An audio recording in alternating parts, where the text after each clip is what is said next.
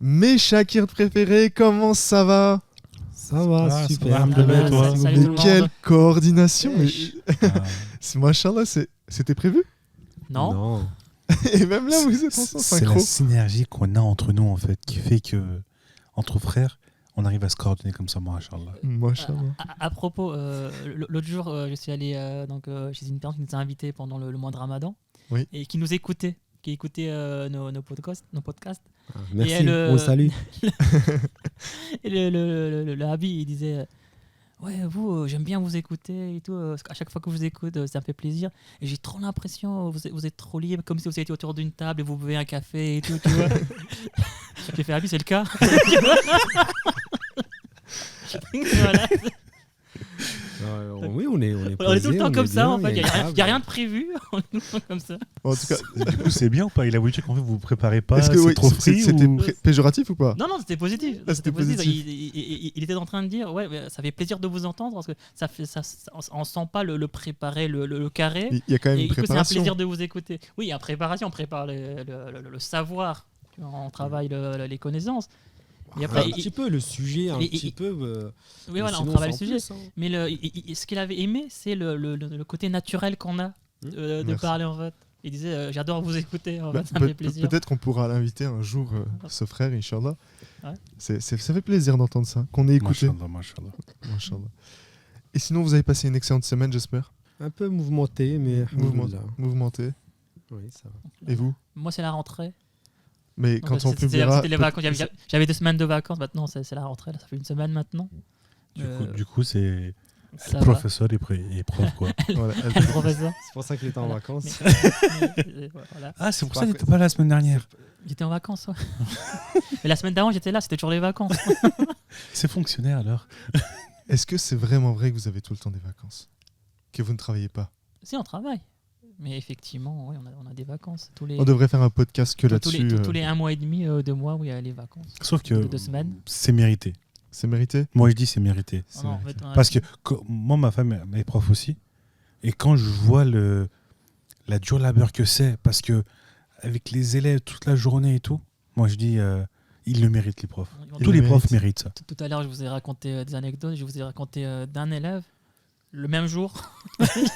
À chaque heure, une bêtise, quoi. Tu vois, un seul élève. Bon, vu que vous n'avez pas entendu ce qu'il nous a raconté, le frère, juste pour vous donner des grandes lignes, il a parlé presque pendant un quart d'heure, il a raconté plusieurs anecdotes. Tu adores, t'es gentil. Hein.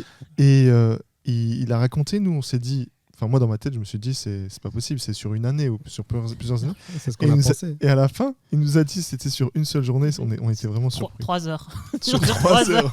Exactement. Qu'Allah vous aide, chers profs et chères Amin. personnes qui Et- travaillent, Et Amin. facilite aussi le travail. facilite le travail et pour toutes les personnes qui travaillent dans l'éducation. En tout cas, on a parlé d'éducation et donc on a tous été étudiants un jour ou l'autre. On a parlé lors des précédents podcasts de nos vies étudiantes, de la manière dont on vivait, etc., la colocation dans lesquelles nous avons vécu, les colocations, pardon. Et là, ce podcast-là, on va continuer de parler de ce sujet-là, puisqu'on trouvait que c'était intéressant, qu'il y avait encore des choses à se dire. Et surtout, on voulait partager notamment de nos expériences qu'on avait avec nos convives lors de nos années étudiantes. Mais avant de parler de ça, je pense que ça peut être intéressant de définir un peu la philosophie de en tout cas des colocations dans lesquelles nous étions. Surtout, en fait, la semaine dernière, en terminant le podcast, Oui. un des frères a terminé par le terme les maisons lumière. Oui. Moi, je pense que ça peut être intéressant d'ouvrir le. Cette Ouais. parenthèse-là ou ce C'est ça. sujet-là. Moi, surtout, c'est pas une parenthèse, c'est directement le sujet, quoi.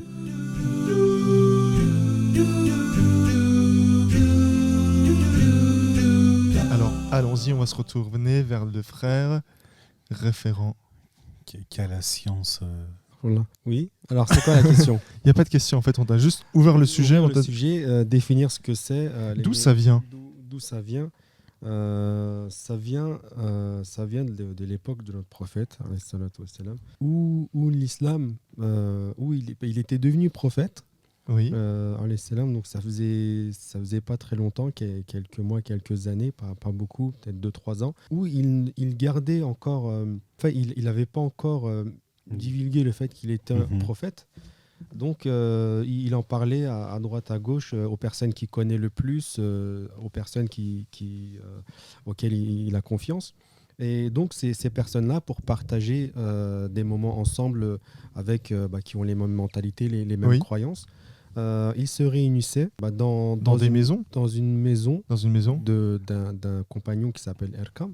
D'accord. Donc, Darul Erkam, c'est la maison de Erkam, en fait, Oui. radiyallahu anhu, du Sahabé. Voilà, ça vient de là.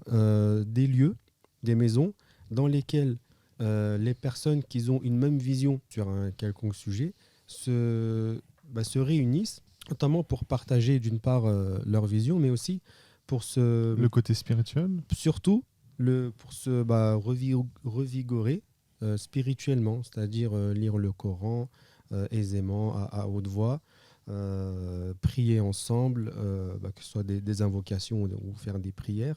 Voilà, des lieux où les frères et les sœurs peuvent exercer leur pratique C'est ça, spirituelle parce que les de manière... mosquées n'existaient pas aussi à l'époque. C'est vrai. Donc ça fait Et aussi donc, en fait, ces maisons lumière se sont inspirées de ce modèle de Darul Erkam. c'est ça. Exactement, c'est magnifique. Merci beaucoup mon frère, Machallah, c'était une très belle explication. Sûrement on pourra en discuter pendant d'autres moments et sûrement peut-être en faire un sujet de podcast. Et si on revient à nos colocations, à notre expérience étudiante, surtout si on parle de nos convives, est-ce que vous avez des anecdotes à nous raconter? Comment ça se passait? Comment vous vous organisiez? Est-ce qu'il y avait des codes dans votre colocation, dans votre appartement pour accueillir les convives? La dernière fois, on avait parlé de, par exemple, le gardien, entre guillemets, pour ceux qui ont la ref, donc le nevetier. Par exemple, là où je résidais, si c'était moi le lundi, qui était le référent au niveau de la cuisine. S'il y avait des convives à l'appartement, c'était moi qui devais également les honorer, etc. Donc avec la nourriture, etc. Et à ce sujet, est-ce que vous avez des choses à nous raconter? Par rapport à ça, en fait, quand j'étais dans une région, on va dire, de France, D'accord. où le Habib qui était là-bas avait demandé aux différentes personnes qui soutiennent, on va dire, les maisons ou le mouvement et tout, les Habla, les mamans, d'envoyer à manger au Darsane, quoi, aux maisons. De manière régulière, c'est ça? C'est ça, par semaine, au moins une fois, ou même deux, envoyer à manger. Pour que les gens puissent apprendre à cuisiner, moi j'ai commencé à me fight avec l'herbe. L'herbe, elle disait, mais le rabbi, il nous avait dit de... Oui, mais on peut envoyer une fois par semaine, max, et pas tout le temps le même jour. Parce qu'après, il y avait le problème par exemple, si elles envoient le mardi, tout le monde peut faire le mardi. Parce qu'ils savent qu'il n'y a pas à manger, il n'y a pas besoin de cuisiner. Ah, ils voulaient juste faire c'est ça, la logistique. C'est ça. Et du coup, c'était un problème. C'était bien chez vous. Hein. Nous, on n'avait pas trop ce genre de choses. Mais après, comme dit, en fait, ça se faisait pas. Et du coup, c'est le rabbi qui est parti. Avant de partir, il avait dit ça au Habla. Et du coup, les Habla avaient mis ce système-là en place. Machallah. Et du coup, moi, j'avais dit non, arrêtez. Toi qui fais des desserts, des repas avec de la béchamel, sauce béchamel, tout ça, et les Habla qui rapportent à manger, non, j'aurais dû vivre avec toi moi, à ce moment-là. C'était Masterchef chez eux. Tu vois. Non, ça devait être bien là-bas. C'était pas une colocation étudiante pour faire des études, c'était une colocation pour apprendre à cuisiner. Où on mangeait bien. Vous mangez bien, machallah. Et vous, mes frères, vous avez des anecdotes à ce sujet-là? Une autre anecdote, juste pour vous faire saliver un peu plus. On avait un magasin qui n'était pas très loin. Oui. On était sur la région lyonnaise. On allait souvent. Le magasin avait une boucherie aussi à côté. En Oui. gros, référence au market. Ok. Et souvent, on y allait pour acheter des ailes de poulet, des cuisses de poulet et tout. Et arrivé à la maison, on les sauçait comme ça. On les faisait vraiment cuire. On avait un petit balcon, un petit juice comme ça, un petit barbecue comme ça. Une petite grille. Mais chez eux, c'était un level plus sur la nourriture, machallah. En tout cas, moi, je crois que j'ai appris à faire le riz grâce à un copain qui est venu à la maison. Parce qu'en fait, j'avais essayé plusieurs fois, j'avais pas réussi. Comme aujourd'hui. Comme aujourd'hui. Comme aujourd'hui. Parce qu'en fait, aujourd'hui, notre frère a ramené à manger, on le remercie. Et sauf que son riz qui était un peu... raté. On aurait pu en faire des maquis c'est ça. ou des sushis, pour ceux qui connaissent. Et du coup, en fait, j'avais, entre guillemets, réussi à faire le riz, et c'était la première fois. et on avait mangé avec toutes les personnes de la maison. Et justement, en fait, on reçoit. D'habitude, quand on cuisinait, on mettait dans des grands plats et on servait. Donc après, chacun mangeait dans des grands plats pour éviter, d'une part, de faire de la vaisselle. Je pense qu'on était un peu feignants. Et deuxièmement, pour éviter que certaines personnes se servent plus, etc. Enfin bref, il y avait plusieurs raisons. Et cette fois-là, on avait fait des assiettes individuelles. Et c'était tellement quelque chose de pas commun dans la maison que les gens me regardaient bizarrement parce que j'étais le responsable de la maison. Ils me disaient mais qu'est-ce qui se passe aujourd'hui? Et en fait il y avait un copain qui venait et après les amis de la maison ils réclamaient qu'on mange chacun après dans des assiettes individuelles et après on avait instauré ça puisqu'on avait un frère. Quand on mangeait dans les grands plats au milieu, il avait cette habitude de à chaque fois qu'il mangeait il tournait le plat pour avoir toujours à manger devant lui. Et une fois qu'on s'est rendu compte, on a commencé à faire des parts individuelles pour tout le monde pour avoir une équité. Moi, j'aimerais un peu revenir sur ce qu'on a dit tout à l'heure sur les Darul Erkam, donc les maisons de Erkam, qui est devenu les maisons Lumière. Et j'aimerais un peu revenir sur la mission, le but de ces maisons. Mhm. Et donc, quand nous, on y était, on appelait ça les maisons Lumière. Et c'était un peu à la manière des philosophes des Lumières, où leur but c'était de lutter contre l'obscurantisme du Moyen-Âge, apporter la lumière, donc le savoir, la connaissance, éclairer le monde, donc éclairer les gens. Je pense que ces maisons aussi avaient pour mission aussi d'éclairer des personnes. D'éclairer une génération. Une génération, exactement. Bon, d'une part, déjà, ça permettait à des familles d'envoyer en toute confiance leurs enfants. Oui. Dans ces maisons-là, et les familles nous faisaient confiance parce qu'ils savaient très bien que dans ces maisons-là, des attaques extérieures entre guillemets n'allaient pas avoir lieu. Ces familles nous faisaient confiance, ils savaient très bien qu'on allait bien s'occuper des enfants. Oui, puisqu'il y avait des principes et des valeurs au niveau de ces maisons-là. Que ce soit au niveau de l'éducation, donc, à l'école, mais aussi au niveau de la foi. Oui. Aussi, donc on avait un tout, c'était donc la et comment connaissance. c'était organisé ça? Parce qu'on a parlé de plusieurs déjà, choses. Rien que le fait que les prières soient faites tous ensemble en même temps, rien que ça suffisait à créer une Tu communauté. dis rien que ça, cher frère, les prières communes, combien de fois elles sont plus récompensées? 27. Voilà, donc 27 fois plus récompensées. 25 degrés, pardon, vas-y. Alors, allez, 25 J'ai dit 25. Alors, 27 fois, parce que y a faire avec ensemble, Oui. Jemaat, c'est 27. Mais ce qu'on ne dit pas souvent, c'est aussi le taquet, prendre quelque chose sur soi, qui Oui. fait office de dubé. Ça multiplie aussi fois 2, fois 3, voire fois De 5. toute façon, on fait la prière sans taquet, c'est mécro, non? Oui, mais dans quel sens, mécro? Comment ça, dans quel sens? Tu poses une question. Non, parce que ce n'est pas mécro, farce. il y a Non. plus, Oui, bien sûr. il y a deux mécros. Parce que là, je vais faire un cours, tu vois.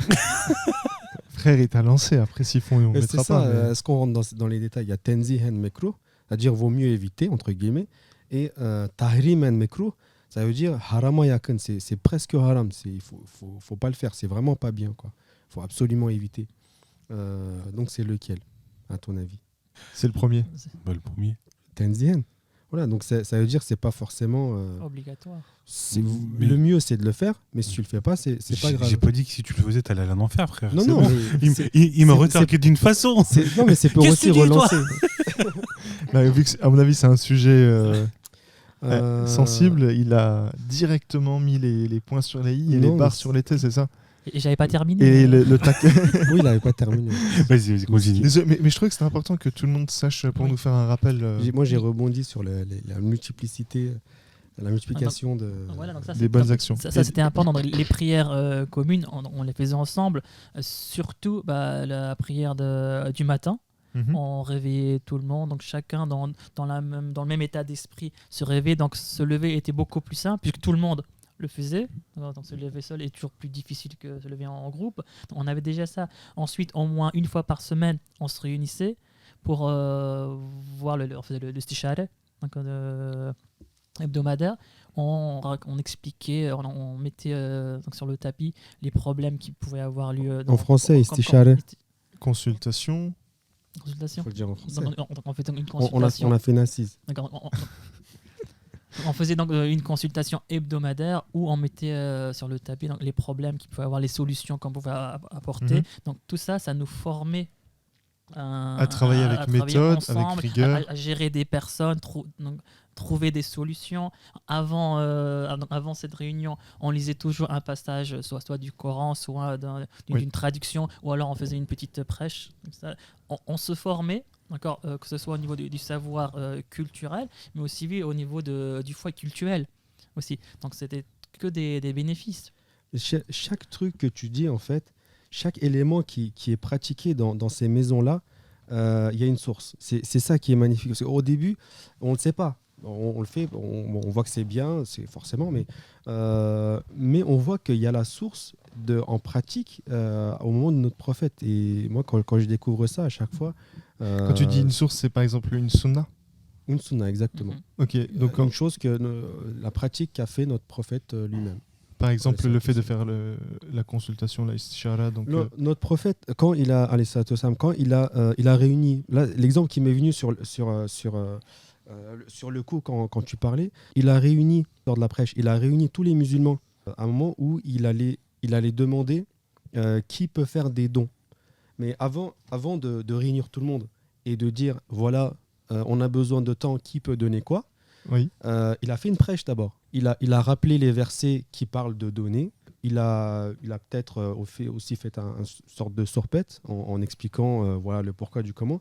Et après ça, donc il a préparé la chose, il a préparé les personnes psychologiquement. Et après la prêche, il a dit voilà, on a besoin de temps, qui peut donner quoi. C'est à ce moment-là que Hazrat Abu Bakr, par exemple, radiyallahu anhu, il a ramené tout ce qu'il avait chez lui. Et il lui a demandé qu'est-ce que tu as laissé derrière toi. Il a dit Dieu et son prophète. Ou Hazrat Omer, il a donné la moitié de tout ce qu'il avait. C'est ce qui m'est venu à l'esprit sur le coup, mais c'est en fait tout a une source. C'est ça. Donc quelque part on suivait et continue à suivre la voie du prophète. Rien que ça nous donne des points bonus pour l'au-delà. Moi, j'aime bien appeler ça les points bonus, les sawab. Inch'Allah. Donc il y avait ça et donc par la suite j'aimerais apporter mes expériences personnelles. J'espère qu'elles sont marrantes. On va laisser le public juger. Non, donc, moi au début quand j'ai commencé, donc on était dans une maison et à la tête de cette maison il y a une personne qu'on appelle le Abi, le grand frère. Sauf que lui, il n'était pas souvent présent dans la maison, mais il était à droite, à gauche, donc il avait des trucs à faire. Mais c'est à travers lui qu'on apprenait comment gérer ce genre de maison. En grandissant, ça a été mon tour de devenir le Abi, le grand-père d'une maison, comme ça, sans prévenir. Donc on va dans une maison, voilà. Ça vient c'est tout le temps sans prévenir. C'est naturellement comme ça. T'es là, bon, d'accord. Il n'y a pas un entretien de qualification pour monter en grade. Moi j'ai cru qu'on allait me donner un contrat, tu sais, il fallait que je signe un papier. J'attendais ça, tu sais. Non, il n'y a rien. Surprise. Et là, donc, je suis devenu le Abi, donc, et des jeunes arrivaient. Donc là, on devait s'occuper de ces jeunes. Et là, ce qui est bien, c'est qu'en fait, on devenait un exemple pour cette personne, un modèle. Voilà, en fait, on n'avait pas vraiment droit à l'erreur. Bon, on est humain par faute, mais on devait montrer, donc ça nous formait aussi, du coup, on devait toujours donner le meilleur de soi-même pour être un exemple pour ces jeunes. Et du coup, au bout d'un moment, ce qui se passe, c'est que les jeunes commençaient à t'imiter. Donc moi, je me souviens, quand j'étais dans sa maison, moi, j'aimais bien porter des bagues. Alors, moi, donc, c'était grand fan de Barış Manço, donc un chanteur turc. Et comme lui, j'avais plusieurs bagues aux deux mains. Aux deux mains. Donc plusieurs doigts, plusieurs bagues. Pas du tout commun. Pas du tout. Et des bagues assez grosses, de grandes bagues comme ça. Et au bout d'un moment, les enfants commençaient à m'imiter. Ils ont aussi commencé à mettre des bagues. Donc eux, c'était des petites bagues, seulement un ou deux, d'accord. Mais ils commençaient à t'imiter. Tu devenais un modèle pour ces jeunes. Et moi, je faisais littérature. Je faisais fac de lettres. Et au bout d'un moment, les jeunes commençaient à écrire des poèmes sur des post-it. Et tous les soirs, enfin pas tous les soirs, au moins une fois par semaine, un soir, ils disaient « Ah, viens. » J'allais comme ça. Ils montraient sur des post-it qu'ils accrochaient des poèmes qu'ils avaient écrits. Ils m'imitaient, ils avaient entendu que j'écrivais des poèmes aussi. Et donc pour m'imiter, tellement tu t'es fait aimer, tu es devenu un modèle pour eux. Les jeunes commençaient à t'imiter. Ils écrivaient des poèmes. Bon, c'était pourri. Le poème. Je m'attendais pas du tout à ça. C'était nul, mais il y avait recherche il y avait la volonté d'écrire quelque chose. Un poème, on l'écrit pas comme ça, donc ça te demande du temps. Il y avait la recherche du vocabulaire quand même. Bon, c'était pas gênant, c'est pas du Victor Hugo, d'accord. Mais il y avait donc une recherche dans les mots, une volonté, une envie de faire ce genre de choses. Et Mashallah. c'est quand tu vois ça que tu te dis, je suis en train d'accomplir quelque chose quand même. Bon, c'est assez euphorisant. Après, c'est là si le nefs il grandit. Mais c'était assez euphorisant de voir que tu deviens un exemple, un modèle, ils te suivent et tu leur apportes quelque chose. On se rend compte de la responsabilité Ouais, qu'on a ouais, en fait. Clairement. Et c'est là où on est copié. c'est là où il faut faire attention vraiment à tout ce qu'on fait, quoi. Parce que logiquement, en fait, les Arabes nous expliquaient que quand tu as des talibés ou quand les jeunes de la maison et que toi tu es l'arabe, le moindre, on va dire, Geste, comportement. geste comportement ou même le fait que tu dévies un petit peu de la trajectoire, tu te dis que la trajectoire, parce que eux, vu qu'ils sont, on va dire, à ta suite, en gros, dans ta lignée, on va dire, sur cette trajectoire-là, toi, même si tu dévies d'un degré, plus loin, en fait, le degré que toi, tu as dévié, il va augmenter à 3, 5, 10 degrés C'est peut-être. vrai. C'est vrai. Et justement, j'ai également eu cet exemple où, et c'est là où il faut être super vigilant sur le comportement, où par exemple, j'ai des frères qui disaient, on peut manger dans tel resto parce que tel Arabi il mange. En fait, le Arabi était devenu tellement un exemple et un modèle. D'un côté, c'est bien parce que ça veut dire que ces jeunes-là ont adoré, ont beaucoup apprécié leur grand frère, leur Arabi. Mais d'un côté, en fait, il faut se remettre en question parce que ça veut dire qu'il n'y a plus cette réflexion. Est-ce que ce que cette personne-là a fait est juste? Et on devrait en fait réfléchir. Le fikr, il est pas là pour rien, quoi. Oui, donc, Mais- c'était une position qui était importante. Et parfois, quand tu te faisais vraiment aimer, apprécier par les jeunes, il y avait des choses que les parents n'arrivaient pas à faire à ces jeunes. Tu disais la même chose, ils acceptaient. Genre des parents qui voulaient emmener leurs enfants à des camps ou autres, ils venaient pas. Le gamin, l'enfant Et toi, ne tu voulait les pas. appelais? Voilà, et tu dis, mais pourquoi tu viens pas? Il faut y aller et tout. Et puis, mais tu seras là? Oui, tu seras là? D'accord, je viens. Tu vois, mais ça montre à quel point tu devenais important pour des À ses personnes yeux. et tu n'avais pas le droit à l'erreur, justement. Oui. Il fallait être au top sans cesse. Mais c'est quelque chose qui te formait à la vie aussi. Donc, et plus tard, en tant que thérapie, mais plus tard avec les gens, tu étais plus à l'aise avec ces gens à parler, à communiquer, à conseiller, parce que ces enfants venaient te voir pour demander conseil. Leurs parents étaient dans une autre ville, c'était c'était toi le pseudo-père, Tuteur. entre guillemets, le tuteur. Voilà. Et dès qu'ils avaient un problème, ils venaient te voir, ils t'exposaient les problèmes, et toi tu devais les conseiller, donc apporter une solution, les réconforter. Oui, parce que des fois, en fait, et c'était aussi un peu le but, tu es quand même beaucoup plus proche de ce jeune-là que ses parents. Et c'est là où tu connais mieux c'est là où ça veut dire que tu connais bien le jeune et donc tu peux apporter éventuellement des solutions à ses problèmes et des solutions aux problèmes qu'il rencontre potentiellement avec les parents. Et les parents savaient ça. Exactement. Du coup, donc j'imagine même pas le nombre de points bonus qu'on a eu rien qu'avec les doigts de ces familles. Non, mais c'est vrai.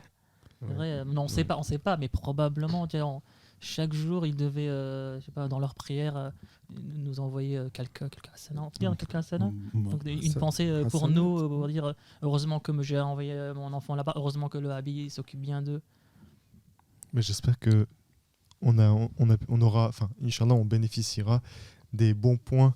Inch'Allah. Même si c'est pas notre but. Même si c'est pas censé être notre but Non, de... c'est- Non, c'était pas notre but, quoi. Je pense qu'il y a personne qui a fait ça pour. pour gagner des bons points. Non, c'est ça. mais on le faisait, Pour gagner des miles, naturellement. On le faisait naturellement. On le faisait parce qu'il fallait le faire. Tu vois.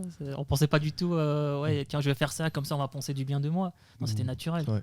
Mashallah. En tout cas, je pense qu'on a fait un joli podcast, Inch'Allah. Enfin, en tout cas, les auditeurs, j'espère qu'ils vont apprécier. Merci pour ces anecdotes, mes chers frères et sœurs. Mes chers frères, astaghfirullah, mes chers frères. En tout cas... Tout ça parce que le frère s'est attaché les cheveux, c'est ça. Hein. non, astaghfirullah. Astaghfirullah. On Parce est qu'il a deux les à cheveux avoir lents. les cheveux longs. J'ai bugué, j'ai mélangé les phrases, pardonnez-moi. En tout cas, c'était encore une fois un plaisir, mes chers guides préférés, d'échanger avec vous à ce sujet.